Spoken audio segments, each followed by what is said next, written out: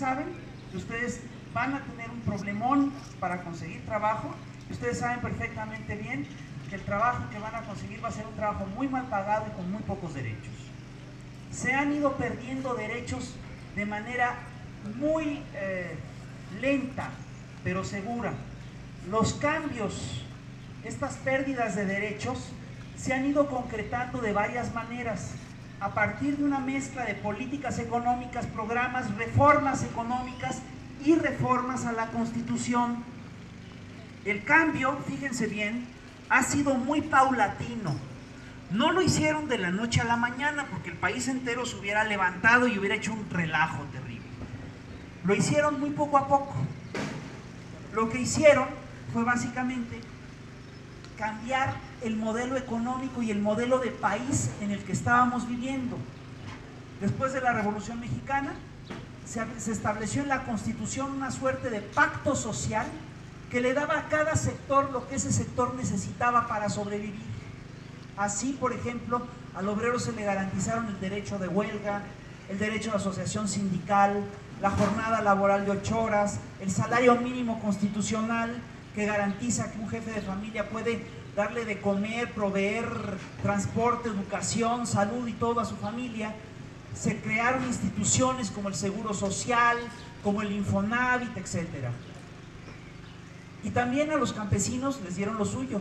Se hizo una reforma agraria, se construyeron garantías como por ejemplo la garantía de los precios de garantía que garantizaban que el campesino podría vivir efectivamente de lo que cosechaba. Se establecieron, por ejemplo, instituciones como el Banco Ejidal, como Conasupo. Había un Estado que protegía de alguna manera a los mexicanos. Y la verdad, fue un momento de bonanza para el país. Hubo décadas, durante varios sexenios, crecimos a un ritmo muy acelerado, a un ritmo de arriba del 6% del Producto Interno Bruto. Crecimos de manera constante al 6%. Es mucho. Sin embargo, en la década de los 80s se dan a nivel mundial varias reformas, varios cambios, varias revoluciones tecnológicas que permiten que cambie la forma de producir en el planeta. Quiero decirles una cosa, este modelo de estado de bienestar no estaba solo en México, estaba en prácticamente todo el planeta, prácticamente en todo el mundo se aplicaba. En Europa eran más de 30 los países que manejaban, prácticamente en toda Europa estaba funcionando un estado de bienestar. Cuando se da estas revoluciones que se dan, son dos, y se dan en la década de los 80s. Una es muy importante, pero la otra es más importante todavía. La primera revolución que se da es la revolución de los transportes. Se crean los containers, se hacen grandes barcos y se empiezan a traficar mercancías a nivel masivo, como nunca antes se habían podido traficar, negociar. Y la otra revolución que se da es la revolución de las computadoras, la revolución de los ordenadores. Y esta revolución también achica el planeta. Y entonces lo que empieza a ocurrir es que cambia la forma de producir en todo el planeta. Si nosotros nos hubiéramos encontrado aquí en 1960, ustedes traerían un pantalón tejido en Tlalnepantla, una camisa tejida en Monterrey, un suéter de Chiconcuac y unos tenis hechos en Monterrey. Hoy en día, todos ustedes traen ropa hecha en China, hecha en Japón, pero además no solamente está maquilada en China o en Japón, sino que está maquilada en China con petróleo nigeriano que fue procesado en Mali con tecnología inglesa y está tejida es una camisa hecha con hilos cuya patente tiene un italiano y está diseñada por un francés y hecha por una empresa gringa. Se globalizó la producción y esto provocó que las empresas nacionales se vinieran abajo. Y esto permitió que se impulsara en todo el mundo un nuevo modelo económico, que es el modelo neoliberal. Los neoliberales, y esto hay que apuntarlo, son básicamente herederos de David Ricardo. Son gentes que creen en la fuerza y el poder del libre comercio, y son gentes que creen que el libre comercio es el gran generador de riqueza en el planeta. Y efectivamente, el libre comercio permite optimizar la producción y permite que se hagan productos más baratos y a mayor escala. Pero también es cierto que el libre comercio provoca la caída y el deterioro de regiones enteras. Así hemos visto cómo en los últimos 30 años hay subcontinentes enteros que se han sumido en la miseria, pues es el caso de la África subsahariana. Hemos visto, por ejemplo, que hay economías nacionales que se han ido al caño. Esto pasó con la Argentina en los 80s y en los 90s. Y hemos visto cómo han ido despojando a sectores enteros de la humanidad de sus bienes más elementales. Las políticas de los neoliberales son básicamente tres. Los ejes del sistema y del modelo neoliberal son solo tres. Hay que apuntarlos y hay que sabérselos de memoria, porque así es como nos han ido empobreciendo en los últimos 30 años. Primer eje, hacen una política de tratados de libre comercio. Abren las fronteras y ponen a todo el mundo a competir con todo el mundo. Resultado, esto básicamente favorece a las grandes multinacionales que juegan en la bolsa. Las pequeñas empresas que fueron durante décadas la espina dorsal de la economía de las naciones, concretamente de la economía mexicana, se quebraron y se vinieron a pique. El segundo eje es la desregulación de capitales, es decir, quitarle todas las trabas a los inversionistas. Y a partir de este medio también desprotegieron a un montón de gentes.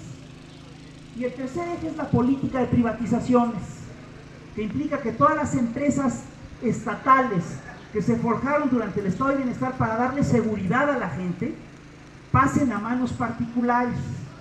Nos dicen estos señores que cada una de estas políticas nos garantiza que nos va a ir mejor. No es cierto. Los tratados de libre comercio benefician sobre todo a las multinacionales. Antes teníamos un montón de tienditas por todas partes. Ahorita estas tienditas están sustituidas por Oxxos y 7-Elevens y todas esas cosas, ¿sí o no? Antes teníamos grandes mercados populares, ahora la rifa el Walmart.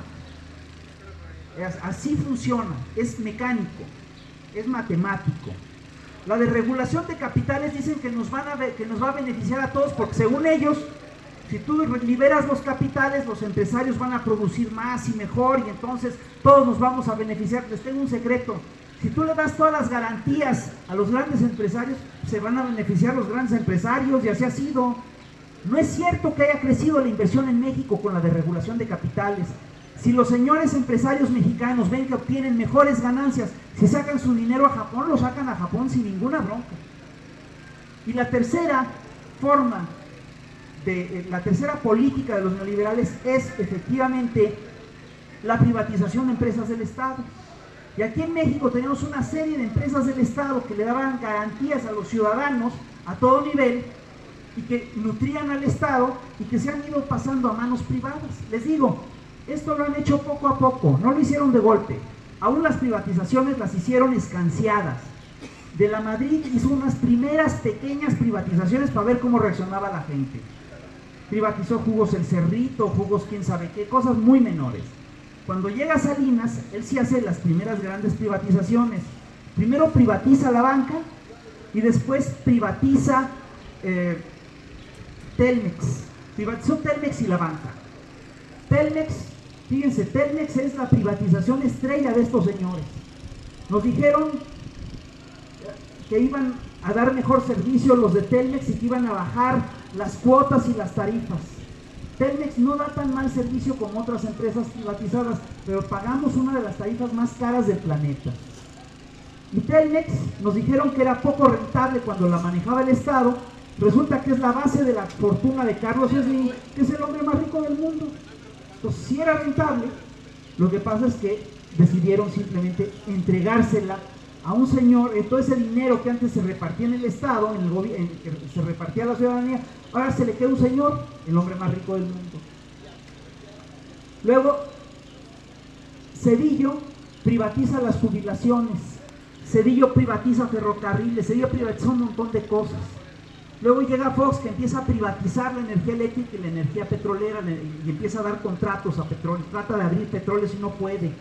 Y luego llega Felipe Calderón, que hace las reformas al ISSSTE, acaba de privatizar lo que faltaba de pensiones, y busca hacer una reforma energética profunda, pero que la paró la movilización y sí continúa con una reforma eléctrica muy fuerte. Hoy en día, arriba del 35% de la energía eléctrica que se produce en México la producen empresas privadas extranjeras. Ha sido una privatización lenta del sector eléctrico. Si ustedes se fijan, han hecho las cosas poco a poco.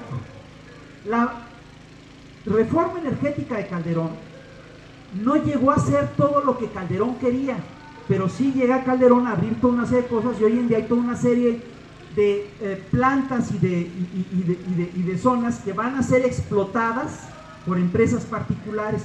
Todo ese dinero es un dinero que le deja de llegar al Estado. Ahora bien, dentro de todo esto les quiero decir una cosa: la joya de la corona del Estado mexicano siempre fue Petróleos Mexicanos. Es lo que más quieren privatizar estos señores, que han hecho intento tras intento por privatizar Pemex, y no se ha podido hacer lo que ellos querían porque la gente se ha resistido. Y con razón. Les quiero decir una cosa: todos vivimos del petróleo. Hoy en día, el presupuesto nacional depende en 35% de Pemex. El 35% del presupuesto actual va a salir de Pemex. Lázaro Cárdenas sabía muy bien lo que hacía cuando nacionalizó el petróleo, cuando expropió el petróleo. En primer lugar, el petróleo es una enorme riqueza de la nación mexicana. Se había planteado como una propiedad de la nación desde la Constitución del 17, pero la tenían empresas extranjeras, y nosotros sabemos que las empresas extranjeras maltrataban a los trabajadores mexicanos, les pagaban una miseria. Tenían trabajadores extranjeros a los que les pagaban muy bien, no pagaban prácticamente impuestos, trabajaban con una tecnología muy obsoleta, sobreexplotaban el petróleo, sacaban lo que querían y prácticamente no daban cuentas al gobierno mexicano. Y esta intervención de las empresas multinacionales en México tuvo consecuencias históricas de mucho peso en varios momentos. Las empresas petroleras son las que impulsaron el golpe contra Madero en 1913, porque Madero le puso un impuesto mínimo al petróleo. Las empresas petroleras están detrás del asesinato de Venustiano Carranza, porque Carranza le quiso poner un impuesto al petróleo. De hecho, está muy documentado que son guardias blancas de estas empresas petroleras las que ejecutan a Venustiano Carranza en particular. Las empresas petroleras están detrás de las presiones de Washington al gobierno mexicano para la firma de los tratados de Bucareli.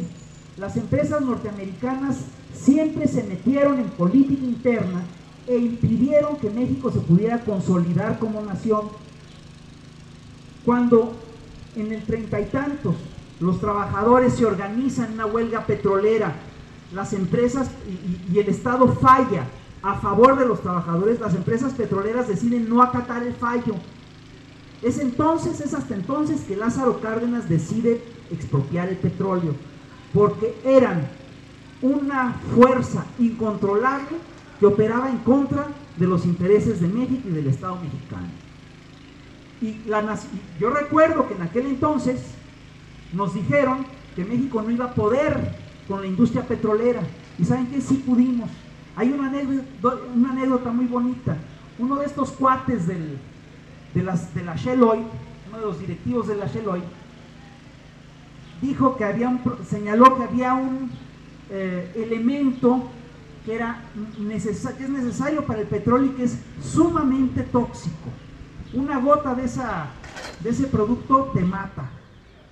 Y este tipo dijo: si México llega a producir una gota de ese líquido, yo me la tomo. Dijo: es más, me voy a beber todo lo que produzca México de ese líquido.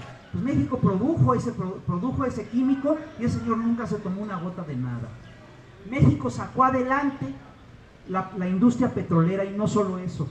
La industria petrolera ha sido la base de la riqueza de México, ha sido el sostén del país durante más de 70 años. Hemos vivido del petróleo. ¿Y qué pasa? ¿Qué hacen estos señores cuando quieren privatizar una empresa? Hacen lo mismo que hicieron con Telmex, hacen lo mismo que hicieron con la banca, hacen lo mismo que hicieron con ferrocarriles.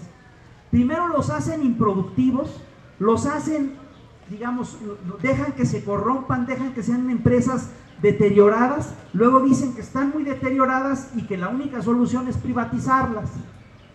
Es como si tú tuvieras un niño y se te enferma, ¿no? Entonces la solución es dejar que se enferme más y luego lo cambias por otro, o se lo entregas a un señor a ver qué hace. Si en Telmex había corrupción, lo que había que hacer es sanear a la empresa y hacerla eficaz. Si en Pemex hay corrupción, que la saneen y que la hagan eficaz. Por supuesto que hay corrupción. La han dejado crecer a niveles increíbles. El otro día vi un reportaje que señalaba que Romero Deschamps se llevaba 50,000 pesos por hora de prerrogativas en Pemex. Es una brutalidad lo que se están haciendo en esa empresa. Si nosotros vemos lo que han hecho con Pemex, es de veras de no dar crédito. Han hecho todo por hundir a Pemex, todo. Han dejado que se corrompa a niveles increíbles. Han hecho inútil la industria. Es decir, dejaron de construir refinerías. No se ha construido una sola refinería en los últimos 27 años, sino que cerraron incluso una, que es la de Azcapotzalco. Y el petróleo en México el petróleo mexicano se refina en buena medida en una refinería que está en Texas, en Deer Park. Y transportar el petróleo y traer la gasolina nos cuesta, y eso va a la cuenta de Pemex, a la cuenta roja de Pemex. Pues aún así Pemex sigue siendo una empresa rentable. Entonces empezaron a subir los impuestos. Hoy en día Pemex paga arriba del 90% de sus ingresos en impuestos. No hay empresa que pueda subsistir con esas lógicas. Pues Pemex lo está haciendo, porque es una empresa extraordinariamente rentable. Es la gallina de los huevos de oro. Pemex es el sostén de la nación. Y además, con todo esto, han buscado todas las formas de quebrar la empresa y no lo logran. No lo logran. Pero aún así dicen, bueno, es que entonces Pemex no tiene dinero, hay que privatizar. Espérate. Si no tiene dinero, a ver, ¿qué han hecho con esos impuestos? ¿Qué pasó? ¿Por qué a Pemex le cobran 90% de los impuestos, mientras que la ciudadanía, ¿por qué le cobran 90% de impuestos a Pemex? Esos señores te dicen, le cobramos 90% porque no recaudamos suficiente por otros lados. ¿Cómo no recaudan suficiente por otros lados? A los causantes cautivos le sacan todo lo que pueden. Lo que sabemos es que hay toda una serie de grandes empresas exportadoras a las que le han facilitado la vida a todo lo que da, a las que les cobran una miseria en impuestos. Yo el otro día me enteré que yo pagué el año pasado más impuestos que el Grupo Carso, y que Bimbo de repente, ha habido años en los que paga 5,000 o 7,000 pesos de impuestos, porque encontraron formas y regímenes para financiar, para permitir que estas empresas se evadan. Entonces los impuestos que no pagan estas grandes